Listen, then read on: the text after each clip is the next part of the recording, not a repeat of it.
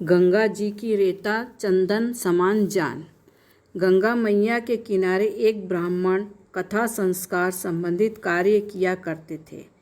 कभी कोई उनके पास मुंडन संस्कार के लिए आता तो कभी कोई दाह संस्कार कार्यक्रम कराने के लिए आता था।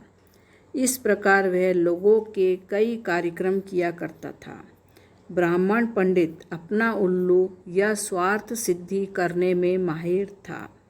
एक दिन गंगा मैया के किनारे दूसरे गांव का ग्राहक, जो कि एक ठाकुर, पंडित जी के पास आता है और कहता है कि मेरे पिता का दाह संस्कार हो चुका है, उनकी राख और फूल बहाने की पूजा का कार्यक्रम करना है। पंडित ने सोचा, ये एक अच्छा मौका है। उसने कहा, क्यों नहीं, आप मेरे परिवार की तरह हैं। मैं आपकी पूजा पूरी विधि विधान से करा दूंगा।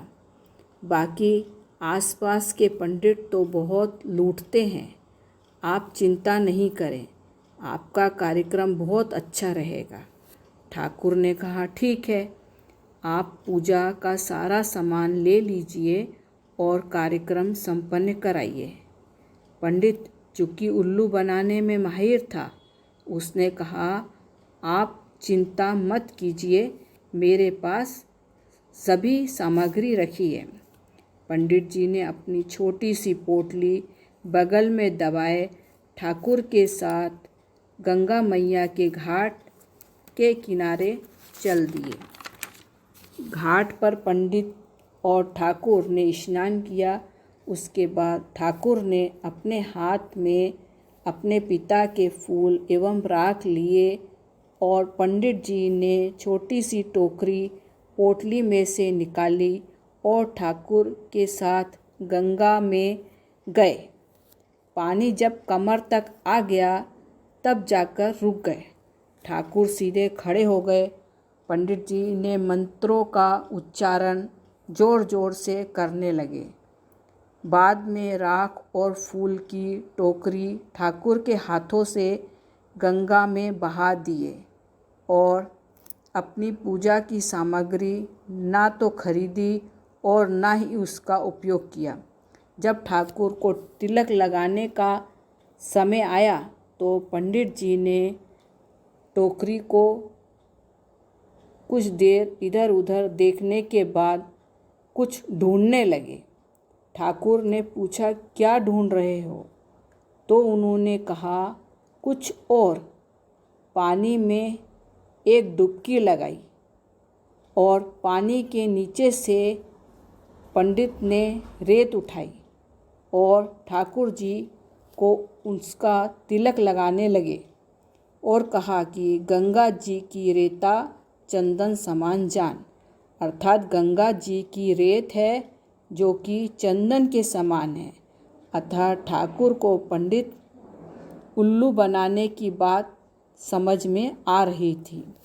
ठाकुर ने थोड़े गुस्से में आ गए थे, लेकिन पंडित जी को अपना गुस्सा जाहिर नहीं होने दिया।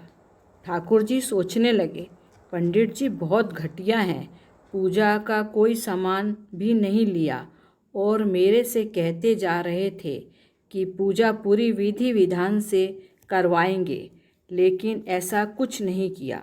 लेकिन ठाकुर जी ने पंडित जी को कुछ नहीं कहा और अंत में पंडित जी ठाकुर जी को माथे पर रेत का टीका लगवाकर अपनी दक्षिणा की मांग रख दी और कहा कि तभी संस्कार पूरा माना जाएगा। ठाकुर को पंडित पर बहुत गुस्सा आ ही रहा था, लेकिन कुछ बोल नहीं पा रहे थे। उन्होंने अपनी जेब से दक्षिणा नहीं निकाली और ठाकुर ने भी एक डुबकी लगाई और गंगा के किनारे एक पोटली में मेढकी को उठा लिया और पंडित जी के हाथ में रखकर कहा कि गंगा जी की मेढकी मैया समान जान। पंडित ने अपनी हाथ की पकड़ ढीली की और मेढकी पानी में कूद गई। पंडित जी ठाकुर के चेहरे को देखते जा रहे थे और बड़ा ही आश्चर्य करने लगे। उपयुक्त कहानी से हमें ये शिक्षा मिलती है कि किसी को भी अनावश्यक अपना स्वार्थ सिद्ध करने के लिए ठगी नहीं करना चाहिए। आप किसी के साथ गलत व्यवहार करेंगे तो एक ना एक दिन पहचाने जाएंगे। कर्मों का फल आपको भुगतना पड़ेगा। गीता में भी कहा गया है कि जैसा कर्म करोगे वैसा ही फल पाओगे। धन्यवाद दोस्तों, ये मेरी कहानी अच्छी लगे तो शेयर कीजिए, लाइक कीजिए, सब्सक्राइब कीजिए। धन्यवाद।